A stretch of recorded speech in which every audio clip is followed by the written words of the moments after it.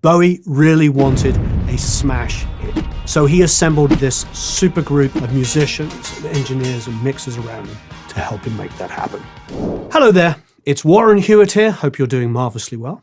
And welcome to my new series, Songs That Changed Music. This week, we're going to talk about Let's Dance by David Bowie.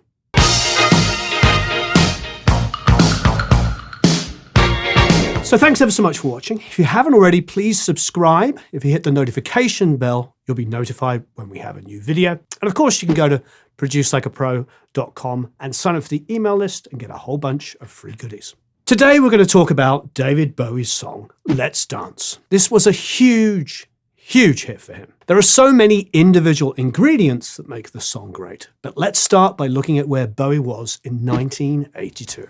One of the differences between Bowie and everyone else is he was a real tastemonger.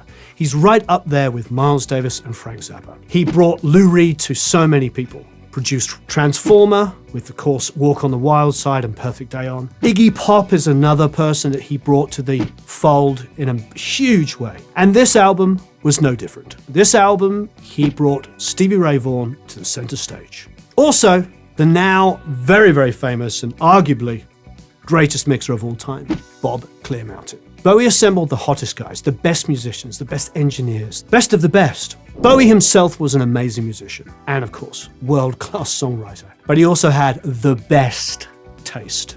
Coming into this record, Bowie had recorded Scary Monsters. This album was certified platinum in the UK and Canada, but it had barely made a dent in the US. It is an incredible album. It just didn't bring him the commercial success, especially in the US, that he wanted. For instance, Ashes to Ashes was a #1 hit in the UK, but only 101 in the US. Bowie really wanted a smash hit record. So he assembled this super group of musicians and engineers and mixers around him to help him make that happen. Because I wanted to redefine everything I did, I think I also wanted to be in a position where I didn't know the people that I was working with, to redevelop the kind of enthusiasm and slight panic that you have when you're not sure how the other person is going to react to any situation. There comes a point where if you know your musicians too well, you can almost predict the way they're going to interpret or play something. Mm-hmm. And that takes, for me personally, takes some of the fascination of making music away. I like to be kind of really surprised each time. Bob was the engineer and the mixer on this record. He had worked with the Stones very famously on Tattoo You, but he'd also worked with Chic, doing tons of incredible disco records. Of course, Bruce Springsteen and the Pretenders, and had just finished one of inarguably the finest albums of all time, Avalon by Roxy Music. He was there from beginning to end, and he had a lot of creative input on this record. He really helped shape the sound of this album. It's weird, because in some ways he was spontaneous in that he kind of let me do anything I wanted. You know, I would come up with, Let's Dance. It's got some crazy effects on it. I thought, no, he's not going to go for this. And he'd go, yeah, man, that's cool. That sounds great.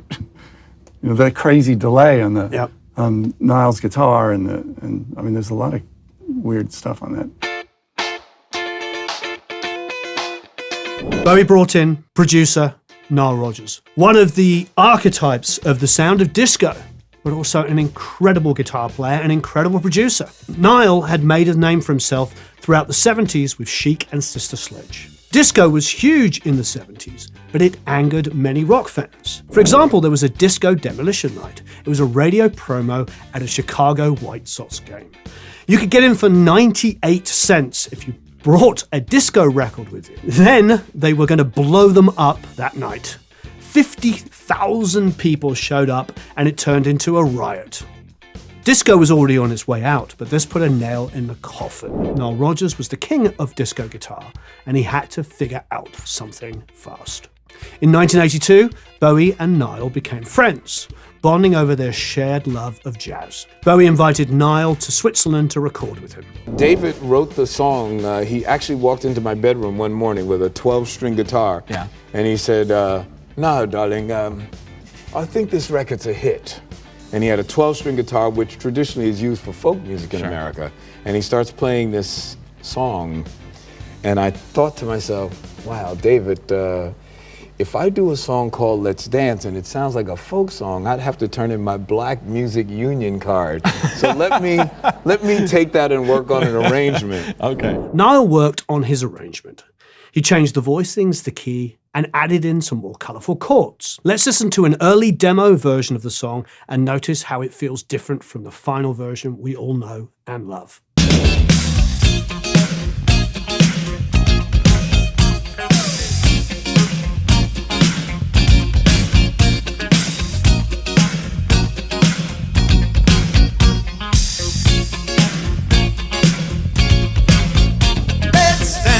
The guitar part is completely different, and it sounds much more like Nile Rodgers trying to lay low and not upset the disco sucks crowd. The bass line is very different. It's not moving at all, just this static repetition of notes.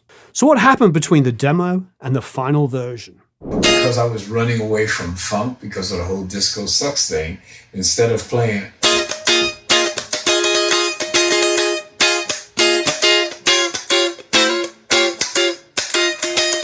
so I just played straight. I just played all upstrokes. And then we let the delay make the groove to.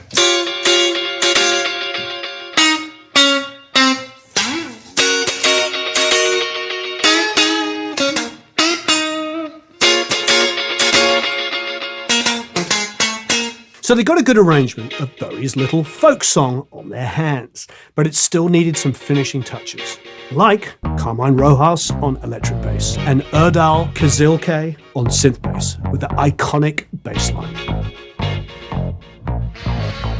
Omar Hakim on drums with that classic 80s gated reverb snare. And I remember the drum sound being very unusual. The engineer, a guy named Bob Clearmountain, had this Ludwig Black Beauty snare drum that was part of the studio stock. Like back then, recording studios had their own drum set stock. And he had taped some small contact mics to the rims, and he was doctoring, he was cooking something up. Bob Clearmountain, right? He was cooking something up, man. The genius. Bowie's vocal that is just incredible.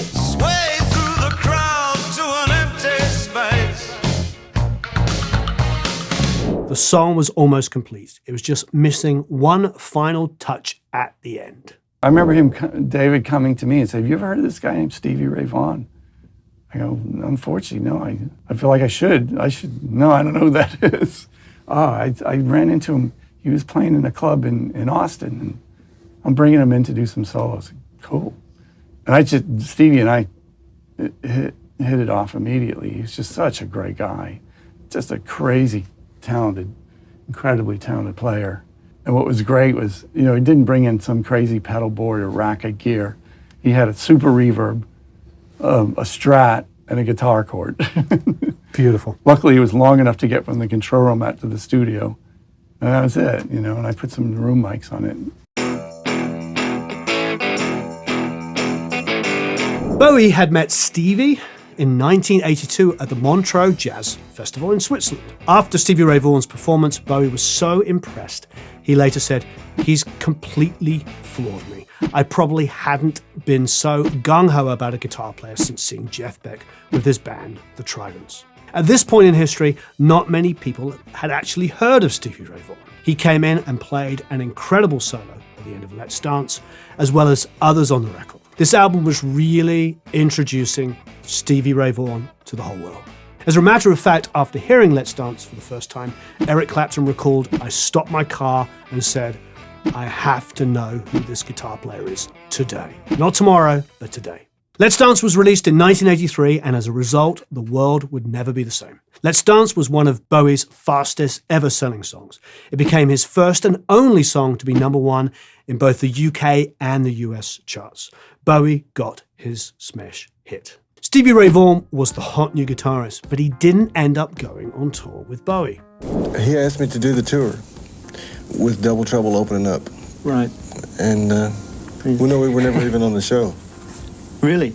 He just wanted me to play with him. Yeah, so you got a pretty raw deal. Yeah, so I didn't go. Since Stevie was suddenly free and very popular, he put all of his efforts into promoting his own album, Texas Flood. What a masterpiece that was. And he used his experience with Les Dance to catapult his career. Niall had suddenly successfully broken out of disco. And maybe we could have made a hit folk song and maybe it would have been a hit, but this was infinitely more powerful. It changed my life, it changed David's life, and we wound up working together on another 5 projects over the course of our careers. But it was that Let's Dance session that changed everything. Bob Clearmountain continued to produce, engineer, and mix with everyone, from Tears for Fears, Woman in Chains, an absolute masterpiece, of course, to The Cure's Just Like Heaven, another masterpiece. Bob looks back on that time as one of his best ever. Yeah, it was that's one of the high points of my life, I would have to say, working with that guy.